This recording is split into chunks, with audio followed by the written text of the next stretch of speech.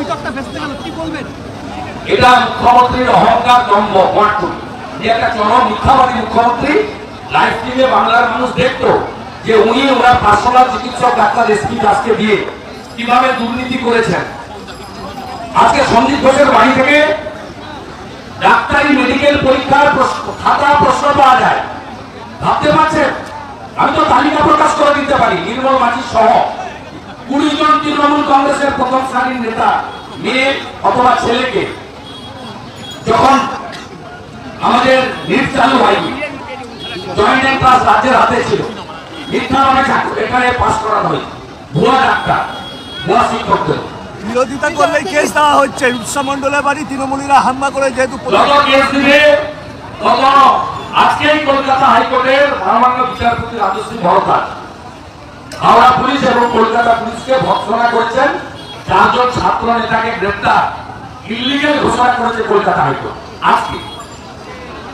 মুখ্যমন্ত্রী live streaming নিয়ে বলছেন যে সুপ্রিম কোর্টের বিষয়টি বিচারাধীন, তাই লাইভ মিথ্যা কথা বলছেন। উনি যখন খিচমিরি ফলো করেন সামনে পিছনে ক্যামেরা করে আপনাদের ক্যামেরা থাকে প্রকাশ করে।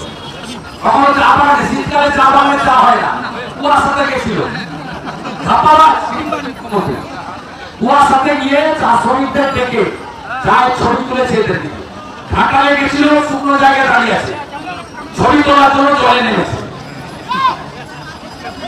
কথা মনে ছিল না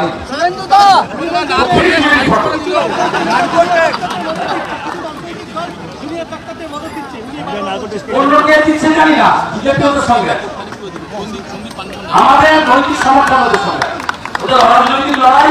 আমাদের বাড়ির ভাই বোনেরা ছেলেরা আমার পরিচিত তো একসাথে না। খারিজ করে দিল শিয়ালদা কোর্ট, খারিজ করে দিল Sealdah court. Sanjay agency lower কোর্টে যাবে।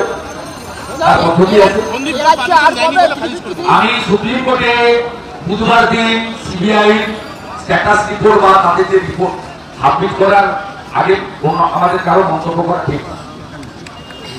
সুপ্রিম কোর্ট যে বিষয়টা দেখছে আমার সুপ্রিম কোর্টের উপর রাখা হবে। গতকাল চিকিৎসকদের সাথে মুখ্যমন্ত্রীর বৈঠক সুষ্ঠুভাবে হলো না, কি বলবেন? মুখ্যমন্ত্রী দাঁড়িয়ে চল, এই জন্য মুখ্যমন্ত্রী দাঁড়িয়ে। মুখ্যমন্ত্রী আগে জানতো না তারা আসবে নাকি? আগে কি জানতো না তারা আসবে নাকি? 30 ঘন্টা ধরে বসেছিল, এমনটাই বলছেন। না না, উনি ওই ছবিটা তুলে রেখেছেন কপিল সিব্বালের বুদ্ধিতে। সুপ্রিম কোর্টে দেখাবেন যে আমি বসেছিলাম, ওরা আসে। এই ধরনের অডিও ক্লিপ সামনে নাকি উল্টে দুনিয়ার ডাক্তারদেরকে আন্দোলনে হুঁশিয়ারি দেওয়া হচ্ছে। এই যে এটা কি ঠেক দুনিয়ার ডাক্তারদের ঠেক? বাংলাদেশ এই যে অডিও ক্লিপ ভয় পারলো না।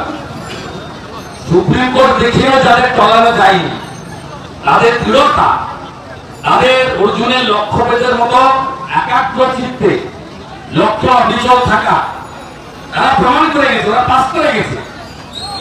ওদের শীত দ্বারা দেখাও নয়, আর শীত দ্বারাটা শরীরের বাইরেও নেই, একদম শক্ত সোজা শীত দ্বারা আছে।